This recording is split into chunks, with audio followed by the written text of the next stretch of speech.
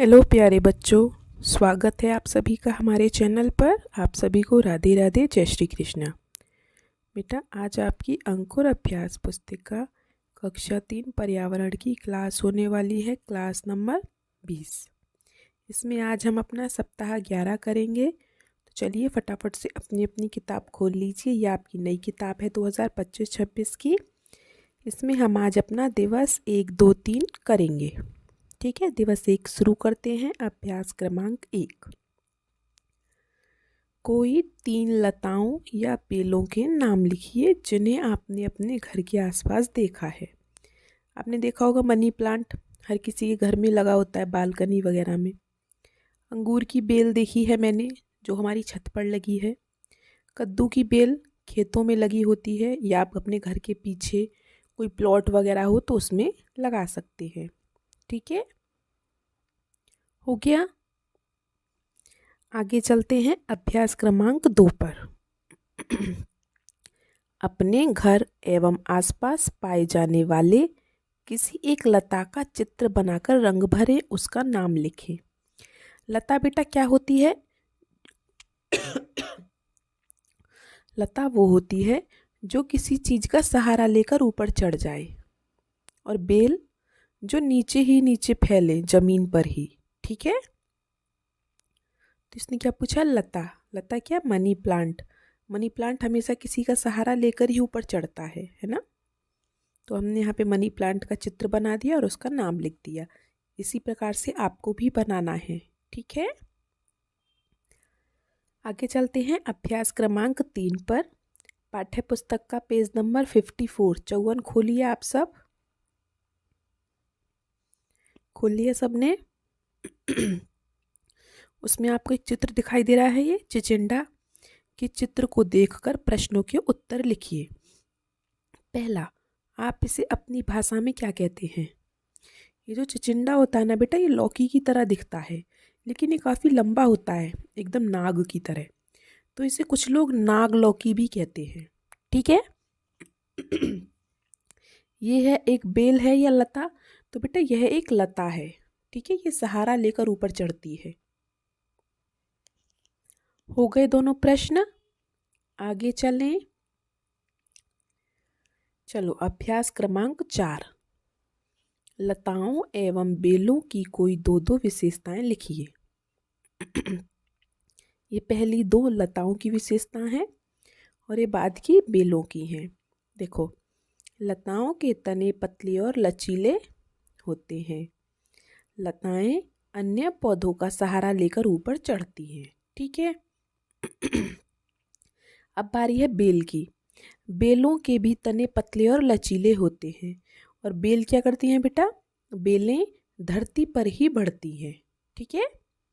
Bell किस किस की होती है? जैसे कद्दू, खरबूजा, तरबूज, ये सब जो पौधे हैं वो बेलों के हैं।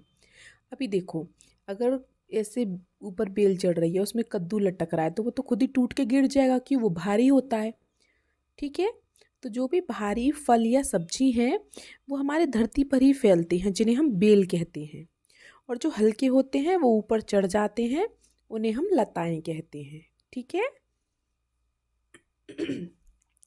चलिए आगे चलते हैं दिवस 2 पर। दिवस 2 में देखिए आपका पहला प्रश्न क्या कह रहा है? अवलोकन किए हुए पेड़ पौधे, झाड़ी, जड़ी बूटी, घास, बेल, लताएं को समूह में चर्चा करके लिखिए। मतलब जैसे पेड़ पौधे कौन कौन से होते हैं? जैसे आम का पेड़, पीपल, बरगद, नीम, नारियल। ठीक है, और भी होते हैं। आप इसमें से 2 2 3 3 लिख लीजिए बस। ठीक है। झाड़ी, झाड़ी किस किस की होती है? गुलाब, कड़हल, तुलसी, मेहंदी, नींबू। जड़ी बूटियां हम किन्हें कहते हैं? जैसे पुदीना, धनिया, एलोवेरा, टमाटर, सरसों, ये जड़ी बूटी का काम करते हैं। घास जैसे ज्वार, बाजरा, दूब, धान, ये सब हमारी घासें हैं। बेल किस किस की होती है? कद्दू, तरबूज, खरबूजा, शकरकंद। और लताएं चमेली, लौकी, मटर, मनी प्लांट, अंगूर। ठीक है। क्या है ये बताना है हमको इसमें, जैसे पेड़ पौधे, ये झाड़ियाँ हैं, ये जड़ी बूटियाँ हैं, ये घास है, ये बेल हैं, ये लताएं हैं। इसमें से आप 3-3 लिख लीजिए बस, ठीक है, जो आपको सरल लगे। हम चलते हैं अभ्यास क्रमांक 2 पर। दिए गए बहुविकल्पीय प्रश्नों में से सही विकल्प चुनकर संबंधित गोले को काला कीजिए। देखिए पहला, गुलाब का पौधा इनमें से क्या है? बेटा गुलाब का पौधा क्या है? एक झाड़ी। द वाले को भर दीजिए। ठीक है। दूसरा देखिए, अन्य पौधों का सहारा लेकर ऊपर चढ़ती है और बढ़ती है। तो बेटा जो ऊपर चढ़ेगी मतलब हल्की होगी। तो तरबूज नहीं है, कद्दू भी नहीं है, खरबूज भी नहीं है, मतलब चमेली। ब वाले को भर दीजिए। ठीक है, हो गया इतना, आगे चलें। चलिए अभ्यास क्रमांक 3 पर चलते हैं। पौधों को जीवित रहने के लिए क्या क्या आवश्यक है उनके नाम लिखिए। तो बेटा उन्हें हवा, पानी, धूप, पोषक तत्व, मतलब जो मिट्टी से मिलते हैं उन्हें पोषक तत्व। ठीक है, उन्हें इन सब की ज़रूरत है। हो गया सबका। चलिए अब चलते हैं अभ्यास क्रमांक 4 पर।